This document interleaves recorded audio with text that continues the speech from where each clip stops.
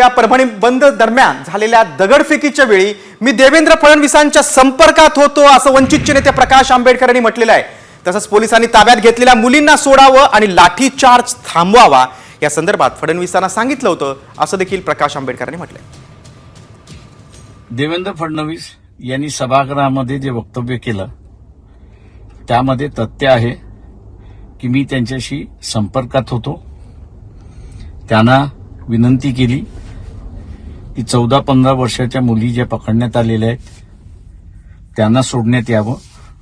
परभणी बंद दरम्यान झालेल्या दगडफेकीच्या वेळी मी देवेंद्र फडणवीसांच्या संपर्कात होतो असं वंचितचे नेते प्रकाश आंबेडकर यांनी म्हटलेलं आहे। तसंच पोलिसांनी ताब्यात घेतलेल्या मुलींना सोडावं आणि लाठीचार्ज थांबवावा या संदर्भात फडणवीसांना सांगितलं होतं असं देखील प्रकाश आंबेडकर यांनी म्हटलंय।